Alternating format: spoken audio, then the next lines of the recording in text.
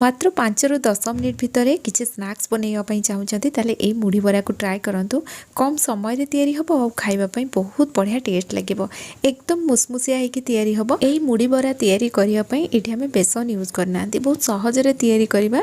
और आपण मैंने देखिए जापे ऊपर ये मुढ़ी देखा माने एपट सेपट आम जिनस पकईबानी मुढ़ीर टेस्ट अधिक रही खावा बहुत बढ़िया लगे।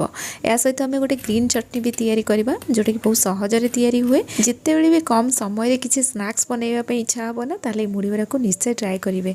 से वीडियो को एंड जाए देखो। वीडियो भल लगे लाइक करेंगे, शेयर करेंगे, चैनल नुआ थे सब्सक्राइब करने, फेसबुक पेज रे देखुले निश्चित भाव में फॉलो करनी। चलतु स्टार्ट करें आज रेसिपी। बरा तैयारी करने ये मो अध गिना पिठा करवा अरुआ चाउल बतुराई नहीं एबे ताको आमे ग्राइंडिंग करके नहीं आसीबा। जदि आपन को पाखरे चाउल गुंड थिबो ताले याकू पेस्ट करबा दरकार नहीं। आपण चाउल गुंड यूज कर पाइबे। मो पाखरे नथिला मु सेति पई चाउल को पेस्ट करनेली। एबे आमे ग्रीन चटनी तैयारी करबा। सेति पई मुठी धनिया पत्र नहीं गली, 4टा रसुण, अल्प अदा, जेतिके राग खाइबा पई पसंद करंती से अनुसार लंका नहीं जिवे, स्वाद अनुसार लूण और गोटे चामच एठी मु दही नेली। जदि लेंबू थिबो आपण लेंबू यूज कर पारिबे। 2टा आइस क्यूब नहीं गली जा फल चटनी रो कलर चेंज हेबनी, पूरा ग्रीन रहिबो। एयाको एबे आमे ग्राइंडिंग करके नहीं आसीबा। इठी ग्रीन चटनी रेडी हे गला। ए बरा सहित चटनी खाइबा पई बहुत बढ़िया टेस्ट लागे। मु ए चटनी रे ना चीनी पकेनी। जदि आपण माने चाहिबे यार टेस्ट बालांस करने 2-3 पीस चीनी पकई देबे जा फल ये बहुत बढ़िया टेस्ट लगे। एबे चलो तो मुढ़ी नहीं जावा। जो थे आम चाउल नहीं से गिनारे मुझे 4 गिना मुढ़ी नहीं गली, हाफ गिना चाउल आम ग्राइंडिंग करते। एबे आम जो पेस्ट बनई रखते ताको इधर ऐड करवा। ग्राइंडर जार अल्प पानी देदेबा और से पानी को इधर ऐड करवा। एबे आम सब जिनस को हाथ में भल भाव में मिक्स करनबा। जेहेतु ये चाउल को आम पेस्ट करके नहीं से आम इधर चाउल पकईकी तापर पानी दबा। अल्प अल्प पानी देके मुढ़ी को ये नरम करनबा। जदि आप चाउल गुंड नहीं ना प्रथमे मुढ़ी को धोई दे ताको भल भाव में चिपुड़ ने, तापर चाउल गुंड से ऐड करके अल्प अल्प पानी देकी ताको मिक्स करने। तो ये देखो मुझे अल्प अल्प पानी देकी सब जिनस को भल भाव में मिक्स करनेली।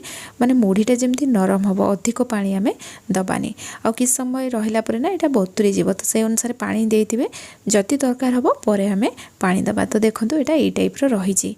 एबे आम अन्य सब जिनस रेडी करनबा।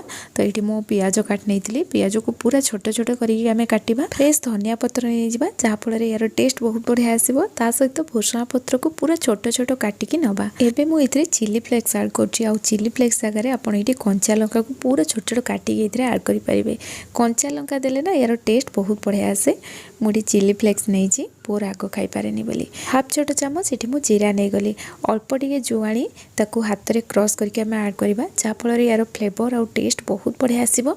ता सहित यह आम देहपाई बहुत भल। एबे आम ए लुण पकेबा और लुण अधिक दबानी। जेहेतु मुढ़ी रे लुण अंश थाए आठ आम मुढ़ी को ना धोईकी बाहर करना डायरेक्ट यूज कर अल्प लुण पकेबा ना यहाँ लुणिया हो। लास्ट मुझे अदा को ग्रेट करके ऐड कली भल टेस्ट आसो। एबे आम सब जिनस को हाथ में भल भाव में मिक्स करनबा। ये ड्राए हो जाता से आउ अल्प पानी मुझे ऐड कली और सब जिनस को भल भाव में मिक्स करनेली। जी पानी दरकार ना से अनुसार आम ऐड करवा, अधिक पानी दबानी। ये देखो यहाँ अधिक पानी हैनी कि अधिक ड्राए होनी।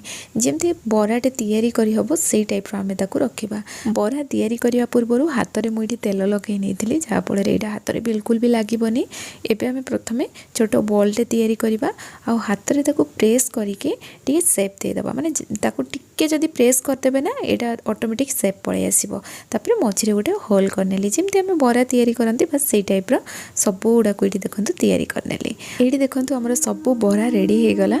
एबे चलतु या आम फ्राए करवा। से एपटे मो कड़े गरम कर कड़े गरम है ये आम रिफाइन तेल दबा। तेल को भल भाव में गरम करनबा। तापर आम ये बरा पकेबा। बरा को हाई फ्लेम रे मु फ्राए करी और ये बहुत जल्दी फ्राए हो जाए, अधिक समय लगे। हाई फ्लेम रे किसी समय तक एपट सपोर्ट करके फ्राए करने पूरा क्रिस्पी हवा जाए और बहुत जल्दी तो यहाँ फ्राए हुए, अधिक समय लगेनि। एमती हल्का टे कलर आसला या बाहर करनी।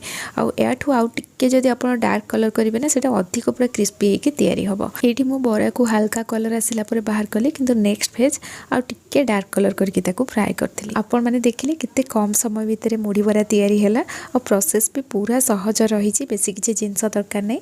आपण मैंने निश्चय मुढ़ी बरा को तैयारी करते केमती लगे मत कमेंट सेक्शन में जनइबे। आज रेसिपी आपण मानकु केमती लागला ता कमेंट सेक्शन में जनइबे। पुणी आसबे नुआ रेसिपी नहीं कि से पर्यंत रोचे। धन्यवाद।